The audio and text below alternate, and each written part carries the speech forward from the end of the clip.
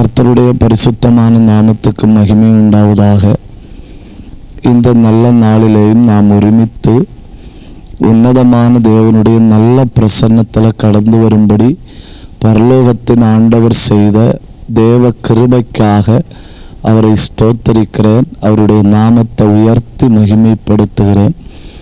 கார்த்திகையாவுக்காக, mount சர்ச்சுக்காக, ஒவ்வொரு பரிசுத்த தேவ பிள்ளைகளுக்காக கர்த்தரை ஸ்தோத்தரிக்கிறேன்.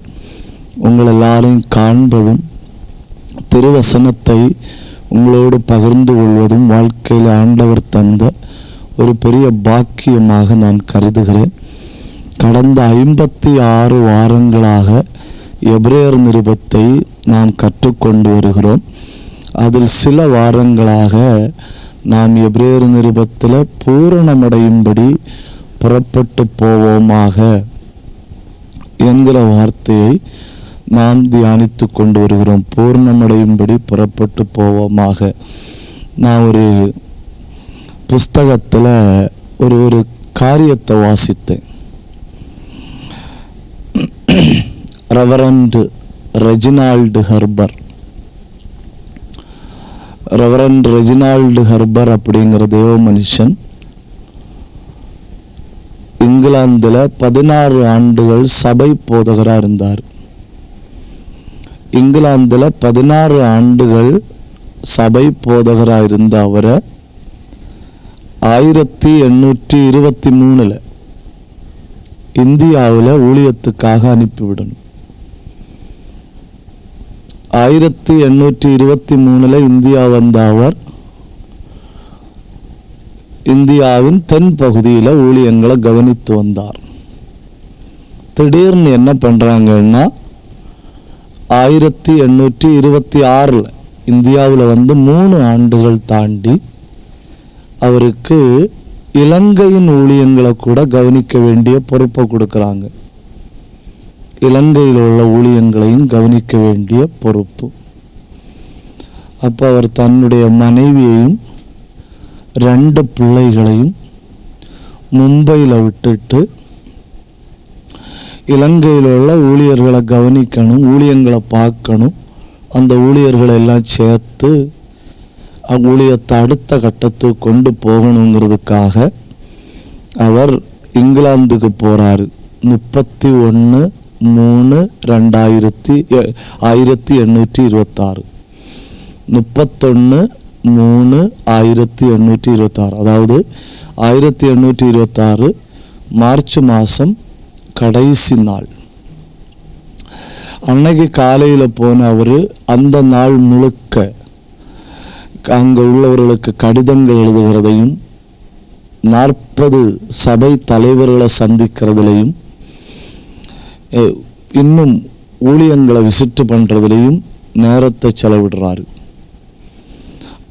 அடுத்த நாள் 1ஆம் தேதி ஏப்ரல், 2ஆம் தேதி ஏப்ரல், இந்த 2 நாட்களும் அங்கே உள்ள ஊழியர்களை கூட்டி பிரசங்கம் பண்ணுறதுலே செலவிடுறாரு. 3ஆம் தேதி அதாவது ஏப்ரல் 3, 31 இப்போ மார்ச் கடைசி நாள் தான் வந்திருக்காரு. இப்போ ஏப்ரல் 3 அதாவது போன 4ஆவது நாள் காலையில் ஒரு இடத்துல போய் பிரசங்கம் பண்ணுறாரு. பிரசங்கம் முடித்த உடனே அவருக்கு அன்னைக்கு மத்தியான சாப்பாடு கொடுக்கறது ஜஸ்டிஸ் பெர்டினுடைய பங்களாவில் லஞ்சுக்கு போகிறாரு. லஞ்சுக்கு போன அவருக்கு உடம்பு ரொம்ப டயர்டாக இருக்கனால அங்கே அந்த பங்களாவில் ஒரு ஸ்விம்மிங் பூலை பார்த்தாரு. அந்த ஸ்விம்மிங் பூலை பார்த்துட்டு அவர் சொன்னார், நான் கொஞ்சம் ஸ்விம்மிங் பூலில் கொஞ்சம் குளிச்சுட்டு வரேன் அப்படின்னு சொல்லி ஸ்விம்மிங் பூலில் குளிக்க இறங்கினார். அங்கே சாப்பிட உட்காந்துருந்தவங்க 1/2 மணி நேரம் வெயிட் பண்ணாங்க. இவர் வராததுனால ஸ்விம்மிங் பூலில் வந்து பார்க்குறாங்க. ஸ்விம்மிங் பூலில் வந்து பார்த்தா இலங்கையின் ஊழியங்களையும் கூட கவனிக்கும்படி போனவர் அந்த ஸ்விம்மிங் பூலுக்குள்ளே வச்சு தேவராஜ்யத்தை அடைந்திருந்தார். தென்னிந்தியாவில் அவரை பெரிய அளவில் கனம் பண்ணணும்னு சொல்லி ஒரு காலேஜ் வச்சு அந்த காலேஜுக்கு பிஷப் ஹெர்பர் காலேஜ் அப்படின்னு பேரே போட்டணும். இப்போ எப்போ நம்ம பூரணம் அடைகிறோன்னு நமக்கு தெரியாது. வாகனத்தில் சென்று கொண்டிருக்கும்போ நம்முடைய ஆத்மா பூர்ணமடையுதா? பிரசங்கம் பண்ணி கொண்டிருக்கும்போ நம்முடைய ஆத்மா பூர்ணமடையுதா? குளிச்சுட்டு நிற்கும்போது நம்முடைய ஆத்மா பூர்ணமடையுதா? வண்டி டிரைவ் பண்ணிட்டு இருக்கும்போது நம்முடைய ஆத்மா பூர்ணமடையுதா? பிரசங்க மேடையில் பிரசங்கம் பண்ணிட்டு இருக்கும்போது நம்முடைய ஆத்மா பூர்ணமடையுதா? நமக்கு தெரியாது. ஆனால் எல்லா நேரத்திலையும் எந்த நேரமும் நான் பூரணமடைய வாய்ப்புண்டு அப்படின்னு சொல்லி தெய்வராஜ்யத்தை எதிர்பார்த்திருக்கணும். சில நேரம் கொஞ்சம் தாண்டி ஆயத்தப்படலாம், கொஞ்சம் தாண்டி அழுது மன்னிப்பு கேட்கலாம், கொஞ்சம் தாண்டி தெய்வ சமூகத்தில் சரணடையலாம். அப்படிங்கிற எண்ணமே நமக்கு வரக்கூடாது. எப்பொழுதும் ஆயத்தமாக இருக்கணும். இனி அந்த எபிரேயர் 6ஆம் அதிகாரம் நம்ம இதுவரை பார்த்துட்டு இருந்தது. எபிரேயர் 6ஆம் அதிகாரம் 1 முதல் 3 வரை உள்ள வசனங்கள். இன்னைக்கு நம்ம பார்க்க போறது எபிரேயர் 6ஆம் அதிகாரம் 4 முதல் 6 வரை உள்ள வசனங்கள். எபிரேயர் 6 1 முதல் 3 பூரணமடையும்படி புறப்பட்டு போக கடவோம், பூரணமடையும்படி புறப்பட்டு போக கடவோம். ஆனா எபிரேயர் 6 4 முதல் 6 எதை பற்றி சொல்லி தெரியுமா? கூடாத காரியம், கூடாத காரியம். அதாக்கு நாம் இன்னைக்கு தியானிக்க போறது கூடாத காரியம். மரியாள் கர்த்தருடைய தூதனிடத்துல கேட்கிறாங்க, இது எப்படி ஆகும்? அதுக்கு கர்த்தருடைய தூதன் பதில் சொன்னது என்ன தெரியுமா? தேவனால் எல்லாம் கூடும், தேவனால் எல்லாம் கூடும். இப்போ நாம் ஆராதிக்கிற தேவனால் எல்லாம் கூடும். நீங்க இனி எரேமியா தீர்க்கதரிசியின் புஸ்தகத்தை வாசிச்சா, மாம்சமான யாவருக்கும் தேவனாகிய கர்த்தர் நானே, என்னால் செய்யக்கூடாத அதிசயமான காரியம் உண்டோ? இனி நீங்க ஆதியாகமம் 18:14 வாசிச்சா, தேவனால் கூடாதது ஒன்றுண்டோ? அப்படின்னா இந்த 3 பகுதிகள், எரேமியா சொன்ன பகுதி, மரியாளை பார்த்து கர்த்தருடைய தூதன் சொன்ன பகுதி, ஆபிரகாமை பார்த்து ஆண்டவர் சொன்ன பகுதி, இந்த 3 பகுதிகளையும் வச்சு பார்த்தா நமக்கு என்ன புரியுது? தேவனால் கூடாதவைகள் இல்லை. ஒரு தடவை பைபிள் காலேஜில் ஒரு மிகப்பெரிய தர்க்கம். இந்த பெக்கபிலிட்டி இம்பெக்கபிலிட்டின்னு சொல்லுவாங்க. அது நமக்கு தேவையில்லாதது. பெக்கபிலிட்டி அண்ட் இம்பெக்கபிலிட்டி. தேவனால் கூடாதது உண்டா அப்படின்னு ஒவ்வொரு ஆட்கள் ஒவ்வொரு காரியங்களை சொல்றாங்க. இது செய்ய தேவனால் முடியாது. ஒரு ஆள் சொல்றாரு, பாவம் செய்ய தேவனால் முடியாது, பாவத்தை பார்க்க தேவனால் முடியாது.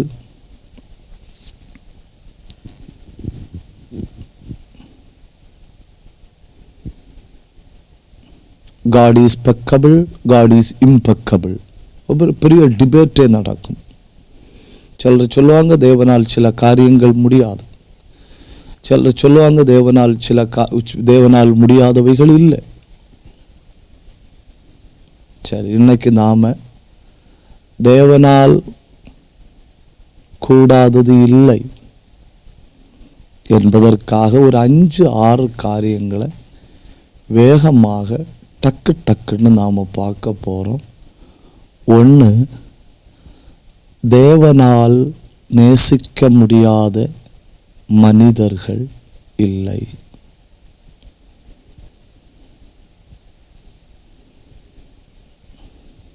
ரொம்ப முக்கியம். இந்த வஸ்திரம் உடுக்காத மனிதர்கள் வாழ்கிற இடம் உண்டு, எழுத்தறிவில்லாத மனிதர்கள் வாழ்கிற இடம் உண்டு. சில இடங்கள்ல எல்லாம் நம்ம கடந்து போக முடியாது.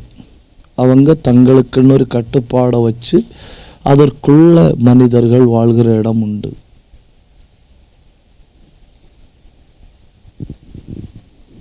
ஆனால் உலகத்தின் எந்த நாட்டிலேயும் உலகத்தின் எந்த பகுதியிலேயும் மின்சாரம் இல்லைன்னாலும் மொபைல் டவர் ரேஞ்ச் இல்லைன்னாலும் இது ஒண்ணுமே அவங்க இருக்கிற பகுதிகளில் சென்றடையவில்லை என்றாலும் அவர்களை தேவனால் நேசிக்க முடியும்.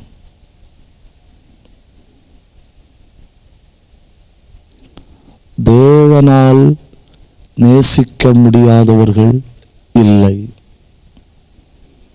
பின்ன என்ன பிரச்சனை? நம்முடைய திங்கிங். என்னை ஏற்றுக்கொள்வாரா? எப்படி ரியாக்ட் பண்ணுவாரு? ப்ராடிகல் சன், கெட்ட குமாரன், அவன் என்னெல்லாம் இமேஜின் பண்ணிட்டு வாரான். நான் என் தகப்பனிடத்துல போகும்போது முதல்ல ஜபக்குறிப்பை அனுப்பணும், ஜபக்குறிப்பை அனுப்பிட்டு தான் நான் போகணும், இல்லைன்னா என்னை உயிரோட வைக்க மாட்டாரு. அங்க போனப்பதான் தெரியுது, இவனுடைய சரீரத்தினுடைய வாசனை அவருடைய மூக்கில் வந்த உடனே இந்த பார்டருக்குள்ள எங்கேயோ என் பையன் வந்துட்டான்னு சொல்லி பார்க்கறாரு. தூரத்துல கண்டு ஓடி, அவன் நடந்துதான் வந்தான், ஆனா இவர் அவனை கண்டு ஓடி. அப்படின்னா மனுஷன் தன்னால முடிஞ்ச அளவு நடந்து வரணும், தேவன் ஓடியே வருவார். இன்னும் கொஞ்சம் கூட சொல்ல போனா, நாம ஒரு ஸ்டெப் வச்சா தேவன் 1000 ஸ்டெப் வைக்க தயாரா இருக்கிறாரு. God is expecting 1 step from us. ஒரு காலை வைக்கணும் அப்படின்னு தேவன் எதிர்பார்த்துட்டு இருக்கிறாரு. அந்த ஒரு காலை நம்ம வச்சுட்டா 1000 கால் நமக்காக வைக்க தயாரா இருக்கிறாரு. அப்போ தேவனால் நேசிக்கப்பட முடியாத மனிதர்கள் இந்த பூமியில் இல்லை. 1 லூக்கா 15ஆம் அதிகாரமாக தான் சொன்னது. 2 தேவனால் சுகமாக்க முடியாத மனிதர்கள் இந்த பூமியில் இல்லை. அப்போ தேவ அன்புக்கு புறம்பானவர்கள் இல்லை, தெய்வீக விடுதலைக்கு புறம்பானவர்களும் இல்லை. நீங்க பைபிளை வாசிச்சு பார்த்தா வியாதியஸ்தருடைய வருட கணக்கு பைபிள்ல சொல்லி இருக்கு. 1 12 ஆண்டுகள்.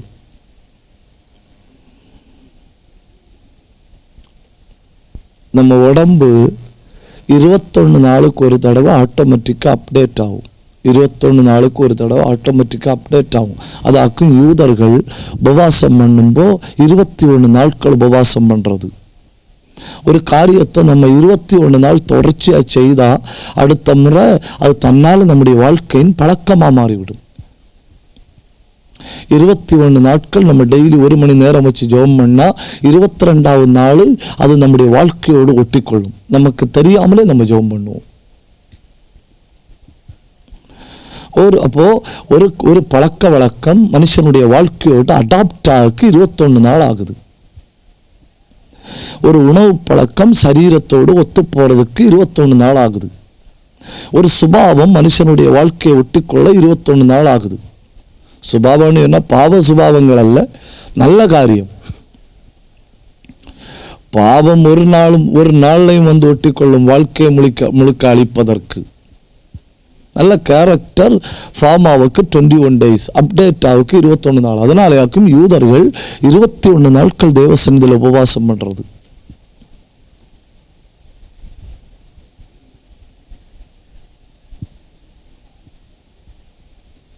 இப்போ தேவனால்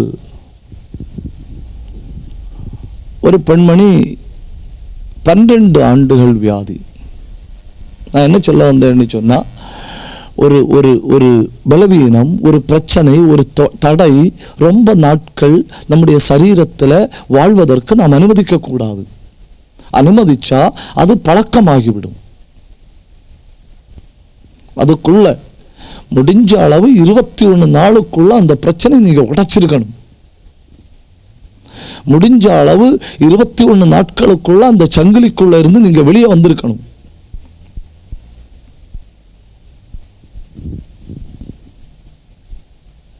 இந்த தண்ணி இறைக்கும்படி மாடுகளை பயன்படுத்துவார்கள். தண்ணி இறைக்கும்படி அந்த மாடு கிணட்டு பக்கத்தில் இருந்து ஒரு 50 அடி முன்ன நடக்கும். அப்போ தண்ணி மேலே வரும். அடுத்து 50 அடி பின்னால் நடக்கும். அப்போ பாத்திரம் உள்ள போகும். அந்த மாட்டை கொண்டு விவசாய நிலத்தில் விட்டா 50 அடி முன்ன நடக்கும், 50 அடி பின்னால் நடக்கும். ஏன்? அது அதனுடைய வாழ்க்கையின் பழக்கமாகிவிட்டது. அப்போ எதுவும் கெட்ட காரியங்கள், எதுவும் தவறான எண்ணங்கள், எதிர்மறையான எண்ணங்கள், பயங்கள், சந்தேகங்கள், திகில்கள், மனவியாகுலங்கள், இது எதுவுமே 21 நாள் நம்முடைய சரீரத்தில் இருக்க அனுமதிக்க கூடாது. அதுக்குள்ள உடைச்சிட்டு வெளியே வந்துடணும். அதுக்குள்ள நம்மளை பரிசுத்தாவியானவர் விட்டு கொடுக்கணும். ஏன்னா 21 நாட்கள் நம்முடைய உடம்பு அந்த பிரச்சனையோடு போராடும். 22வது நாள் நம்முடைய உடம்பு அந்த பிரச்சனையை அடாப்ட் பண்ணும். எத்தனை பேருக்கு புரியுது எனக்கு தெரியல. 21 நாட்கள் நம்முடைய உடம்பில் உள்ள திசுக்களும் அணுக்களும் அதெல்லாம் அந்த சரீரத்தில் வந்திருக்கிற அந்த புதிய பிரச்சனையோடு போராடும். இது இந்த சரீரத்தில் இருக்கக்கூடாது என்பதற்காக அவைகள் எதிர்த்து யுத்தம் பண்ணும். 22வது நாள் அது இது இந்த சரீரம் இப்படிதான் சொல்லி அந்த பாடியோட பார்ட்டெல்லாம் இதை அடாப்ட் பண்ணும். அதனாலேயாக்கு யூதர்கள் 21 நாள் உபவாசம் இருக்கிறது. இங்க பாருங்க, ஒரு பெண்மணி 12 ஆண்டுகள் பிரச்சனையும் வாழ்க்கையும் அடாப்ட் ஆயிட்டு மெடிக்கலி வெளியே வர முடியல. அப்புறம் பாருங்க, ஒரு பெண்மணி 18 ஆண்டுகள். அப்புறம் பாருங்க, ஒரு மனுஷன் 38 ஆண்டுகள். அப்புறம் பாருங்க, அப்போஸ்தலர் 4:22 ஒரு மனுஷன் 40 ஆண்டுகள். அப்புறம் பாருங்க, அப்போஸ்தலர் 3ஆம் அதிகாரத்தில் தன் தாயின் வயிற்றிலிருந்து பிறந்தது முதல். அப்போ 12, 18, 38, 40 தாயின் வயிற்றிலிருந்து பிறந்தது முதல். இந்த எல்லார்ட்டையும் கேட்டு பாருங்க, அவங்க எல்லாரும் ஒரு வார்த்தை தான் சொல்லுவாங்க. என்ன சொல்லுவாங்க? தேவனால் சுகமாக்க முடியாத மனிதர்கள் இல்லை. தேவனால் சுகமாக்க முடியாத நோய்கள் இல்லை. இப்போ 1வது, தேவனால் நேசிக்க முடியாத மனுஷன் இல்லை. எந்த மனுஷனை நேசிக்கிறார். 2வது, தேவனால் குணமாக்க முடியாத மனிதர்கள் இல்லை. எந்த மனுஷனையும் குணமாக்குகிறார். இந்த வார்த்தையை கேட்டுக்கொண்டிருக்கும்போ கர்த்தருடைய ஹீலிங் பவர் உங்களை தொட முடியும். இந்த வார்த்தையை சொல்லிக் கொண்டிருக்கும்போ ஒரு பிரசன்னை இறங்கி உங்க சரீரத்தை அசைக்க முடியும். இந்த வார்த்தையை சொல்லிக் கொண்டிருக்கும்போ உங்க எலும்பு நரம்புகள் அவருடைய வல்லமை பாய முடியும். ஏன்னா அவரால் முடியாதவைகள் இல்லை. 3, தேவனால் நிறைவேற்ற முடியாத வாக்கு தத்தங்கள் இல்லை.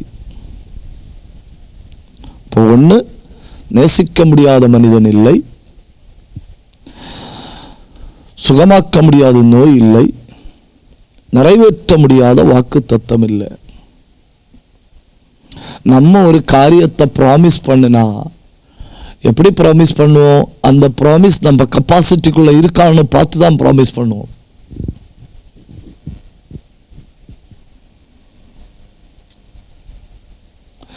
இல்லை, ப்ராமிஸ் பண்ண பிறகுதான் தெரிஞ்சு அது என்னுடைய கெப்பாசிட்டிக்குள்ள நிற்க முடியாதுன்னா நம்மளால ஒன்றும் செய்ய முடியாது.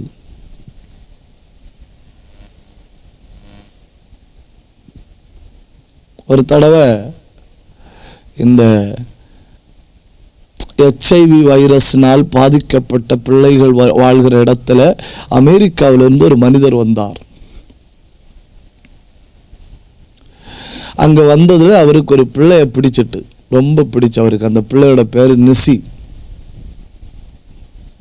அவர் இருந்த நாட்கள் எல்லாம் அந்த பிள்ளையோடு விளையாடுகிறதும் அந்த பிள்ளைக்கு ஆங்கில பாட்டு சொல்லி கொடுக்கறதும் ரொம்ப அடாப்ட் ஆயிட்டாரு. போறப்போ சொல்லிட்டு போனாரு, நான் போன உடனே இந்த பிள்ளைக்கு ஒரு விசா எடுத்து எப்படியாவது இந்த பிள்ளையை நான் அமெரிக்கை கொண்டு போவேன்.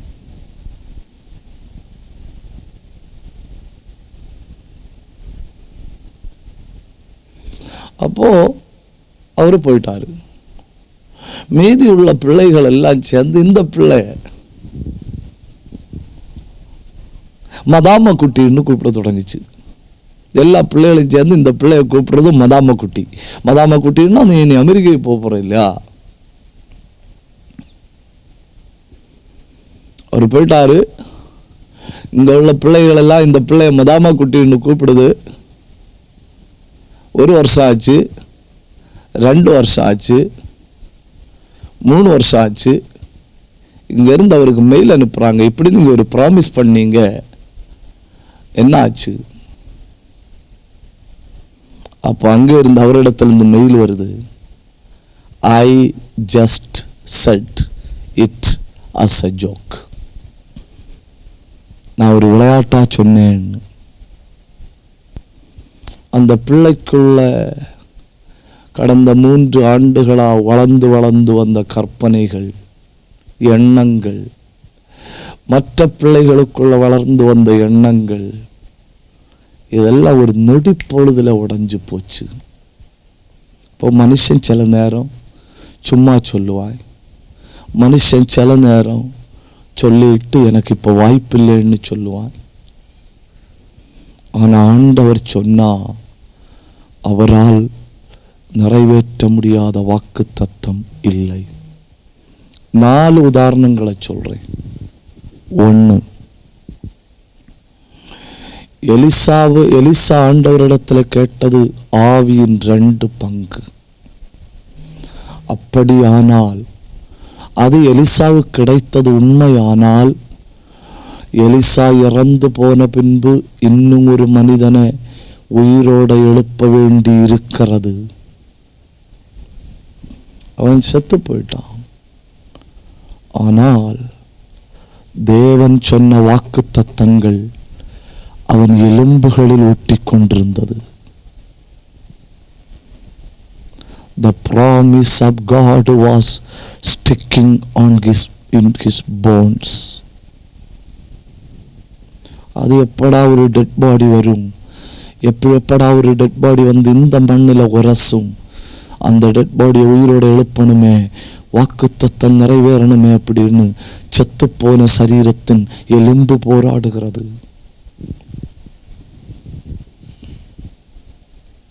உதாரணம் 2, இஸ்ரவேல் ஜனங்களுக்கு ஆண்டவர் வாக்கு பண்ணினது கானான் தேசம்.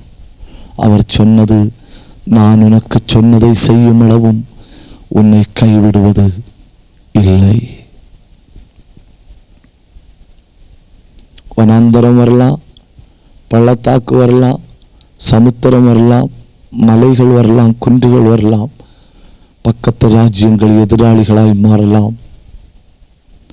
ஆனால் நான் உனக்கு சொன்னதை செய்யும் அளவும் உன்னை கைவிடுவது இல்லை.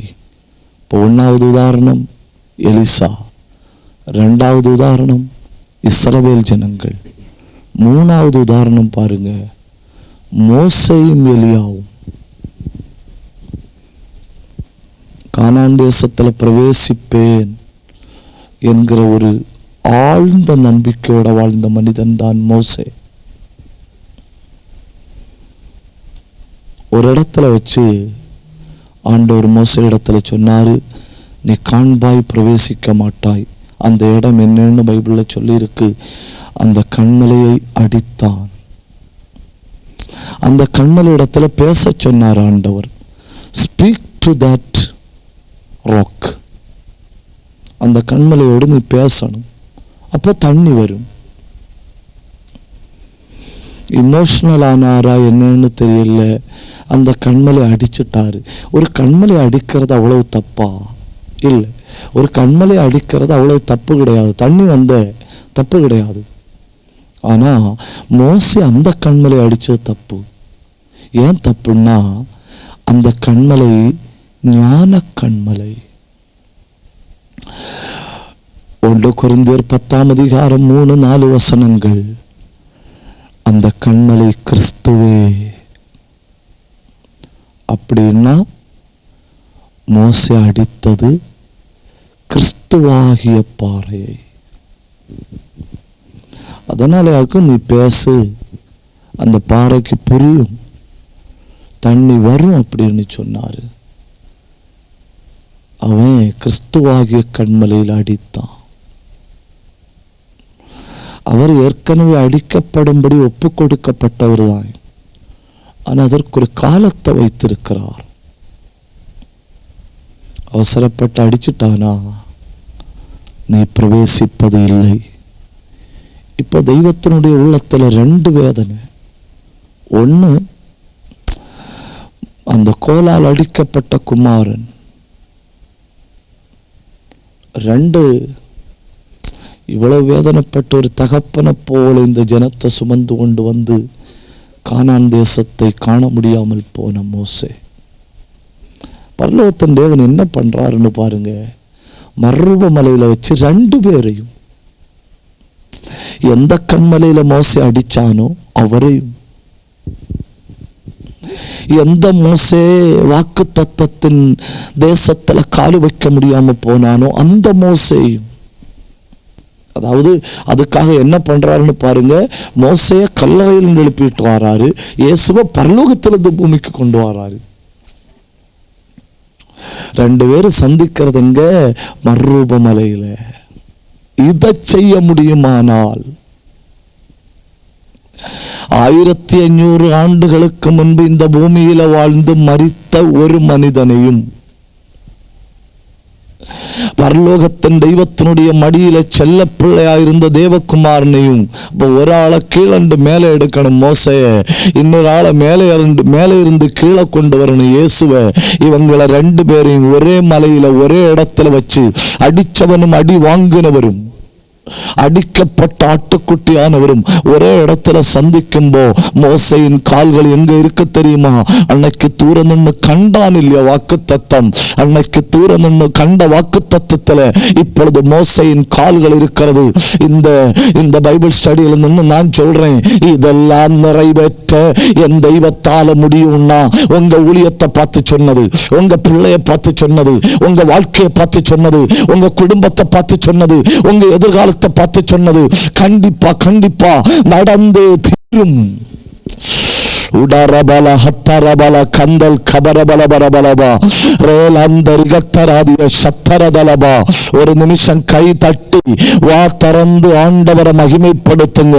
தேவன் வாக்கு தத்தத்தை நிறைவேற்றுகிற காலம் வருகிற பொழுது உலகத்துல எந்த வல்லமையும், உலகத்துல எந்த அதிகாரமும், உலகத்துல எந்த மனுஷனும் அதை தடுக்கவே முடியாது.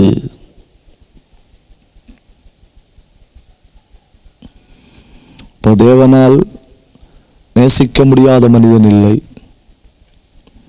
தேவனால் சுகமாக்க முடியாத நோய் இல்லை, தேவனால் நிறைவேற்ற முடியாத வாக்குத்தத்தம் இல்லை. 4, தேவனால் உடைக்க முடியாத பிரச்சனை இல்லை. There is no problem existing which God cannot break.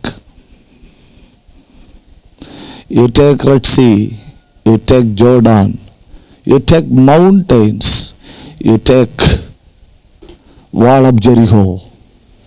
எல்லாம் ஒரே சாட்சி தான் சொல்லுது. அதெல்லாம் வரலாறுகள்.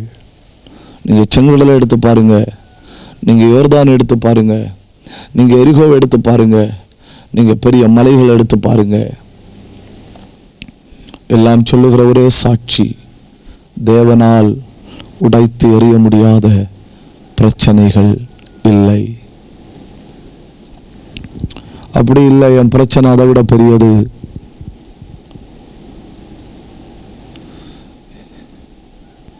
செங்கடல் என்கிற பிரச்சனை ஆழம், எரிகோ என்கிற பிரச்சனை உயரம், யோர்தான் என்கிற பிரச்சனை நீளம். ஆழம், உயரம், நீளம். ஒரு தடை ஆழமா இருக்கு, இன்னொரு தடை நீளமா இருக்கு, இன்னொரு தடை உயரமா இருக்கு. A deep problem, a long problem, a high problem. என் பிரச்சனை அவ்வளோ பெருசு பாஸ்டர்னு நீங்கள் சொன்னால், என் பிரச்சனை அவ்வளோ ஆழமானது பாஸ்டர்னு சொன்னால், என் பிரச்சனை ரொம்ப நீளமானது, ரொம்ப காலமாக அனுபவிச்சுட்ருக்கேன்னு நீங்கள் சொன்னால், there is no problem which God can't solve. தேவனால் உடைக்க முடியாத பிரச்சனைகள் இல்லை. ஒரு நிமிஷம் அல்லது கையை உயர்த்தி பிடிங்க. உடகடகல் கமனக துனியாந்தல் கபாரப சந்தரபலபா. இப்போ உங்க முன்னேற்றத்தை தடுக்கிற அந்த கடல் கண்டு விலகி ஓடுது. நல்ல வாயை திறந்து இப்போ நீங்க ஆவிக்குரிய வாழ்க்கையில வளர முடியாதபடி தடுக்கிற அந்த யோர்தான் பின்னிட்டு திரும்புகிறது. மலைகள் ஆடுகளை போல துள்ளுது, குண்டுகள் ஆட்டுக்குட்டிகளை போல துள்ளி ஓடுது. நிற்க முடியல அவர்களால், அவைகளால் நிற்க முடியல. ஏன்னா உங்க மேல இருக்கிற தேவ பிரசன்னம். கர்த்தர் ராஜ்யரீகம் பண்ணுகிறார். உங்களை ஆள்வது பிரச்சனை அல்ல, உங்களை ஆள்வது போராட்டம் அல்ல, உங்களை ஆள்வது நெருக்கடி அல்ல. கர்த்தர் ராஜ்யரீகம் பண்ணுகிறார். Glory to God. இப்போ தேவனால் நேசிக்க முடியாத மனிதன் இல்லை, தேவனால் சுகமாக்க முடியாத நோய் இல்லை, தேவனால் நிறைவேற்ற முடியாத வாக்குத்தத்தம் இல்லை, தேவனால் உடைக்க முடியாத பிரச்சனை இல்லை. 5, தேவனால் உயிரடைய பண்ண முடியாத கற்பங்கள் இல்லை, தேவனால் உயிரடைய பண்ண முடியாத கருவறை இல்லை.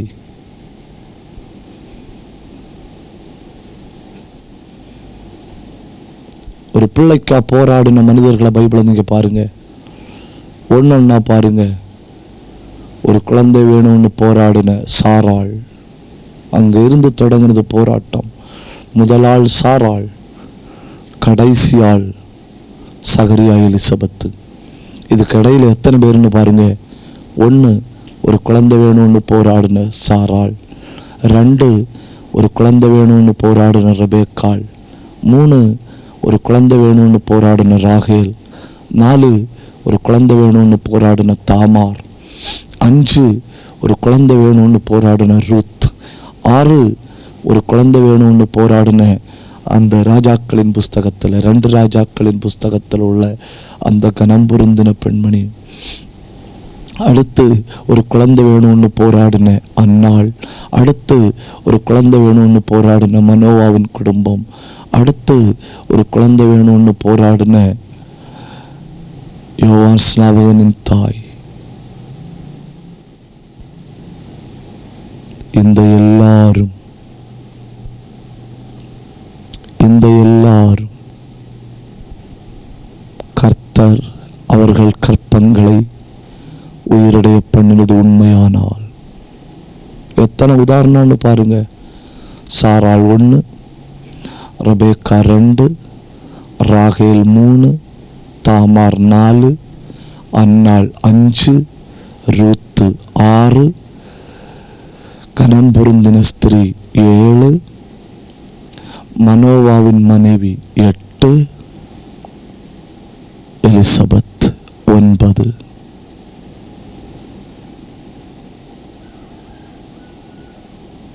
இவர்கள் எல்லாம் ஒரு பெரிய சாட்சி சொல்றாங்க. சில நேரம் தாமதமாகலாம்.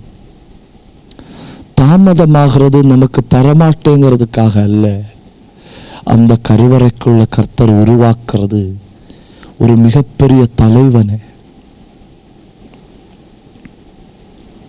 அதுதான் டிலேயல். அந்த கருவறையை புடமிட வேண்டி இருக்கு. அந்த கருவறைக்குள்ள இருந்து ராஜாக்களை போல ஒருவரை எழும்ப பண்ண வேண்டி இருக்கு. அதனால தாமதமாயிட்டே வருது. அதுவும் தாமதம் ஏன் கலண்டர்ல தான், தெய்வத்தினுடைய கலண்டர்ல தாமதம் இல்லை.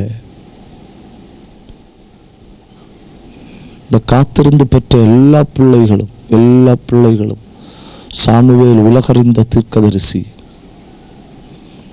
யோவான் கர்த்தரின் சத்தம், எல்லா பிள்ளைகளும், சிம்சோன் நியாயாதிபதி. தாமதமானதுனால கிடைக்காதுன்னு நினைக்க கூடாது. கர்த்தர் ஒரு காரியத்தை செய்ய நினைத்தால் அவரை தடுப்பவன் யார்? அப்ப தேவனால் உயிரிடைய பண்ண முடியாத கருவறைகள் இல்லை. 6, தேவனால் ரட்சிக்க முடியாத பாவி இல்லை.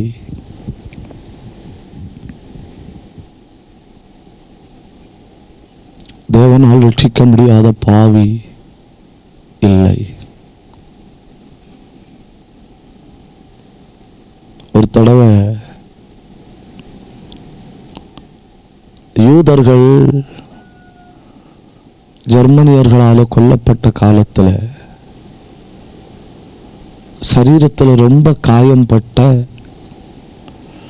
ஒரு ஜெர்மனி படை வீரன் ஹாஸ்பிட்டல் அட்மிட் ஆகிறான். அவனுக்கு மருத்துவம் கொடுக்கிறது ஒரு யூத பெண்மணி. ரொம்ப சீரியஸ் கண்டிஷனில் இவன் அட்மிட் பண்ணப்பட்டிருக்கிறான்.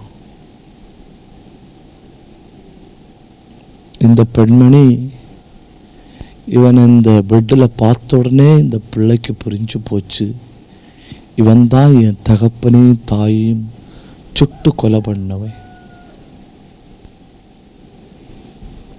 இவன் தான் என் தகப்பனையும் தாயையும் சுட்டு கொலை பண்ணவன். இப்போ எனக்கு முன்னப்படுத்திருக்கிறான். ஒரு இன்ஜெக்ஷன் போதும் இப்போ அவன் கதையை முடிக்க.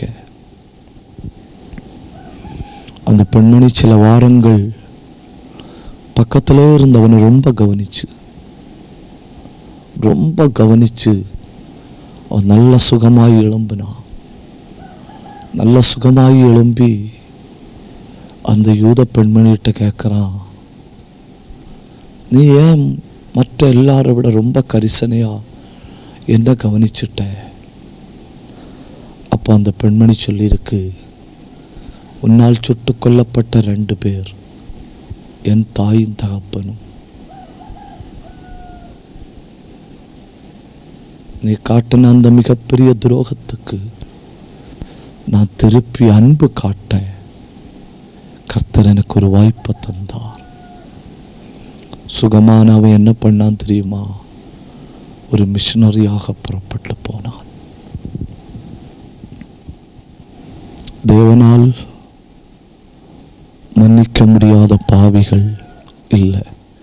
உள்ளம் திறந்து நான் தப்பு செஞ்சேன் அப்பா, இப்பொழுது உங்களுடைய சமூகத்தில் இருக்கிறேன், நான் உணர்த்தப்படுகிறேன், இரட்சணியத்தின் சந்தோஷத்தை எனக்கு திரும்ப தரணும், உம்முடைய ஆவி என்னை தாங்கணும், என்னை மன்னிக்கணும், என்னை உடைக்கணும், என்னை உணர்த்தணும் அப்படின்னு எந்த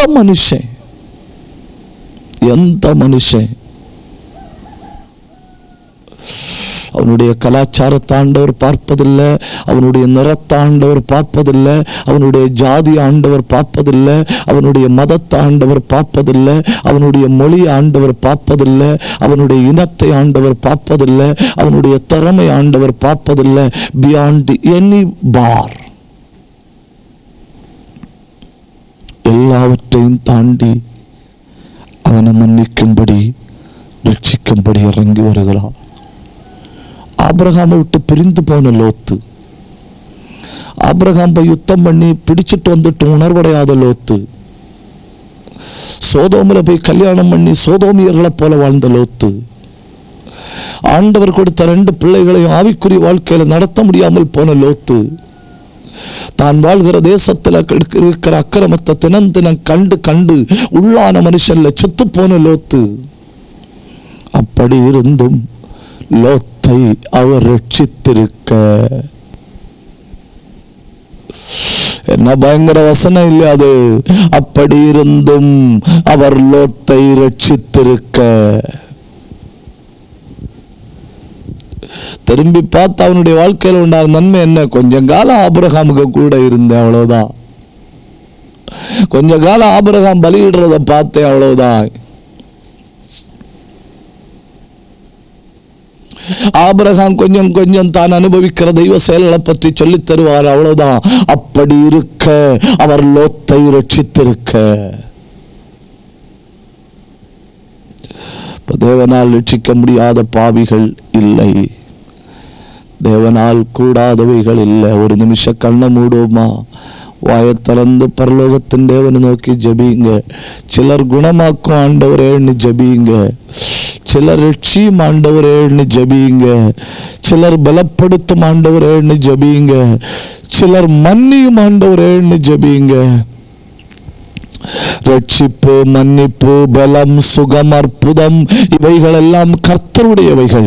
கிருபையுள்ள நல்ல தகப்பனே, நல்ல இந்த மாலை வேளைக்காய் உமக்கு நன்றி.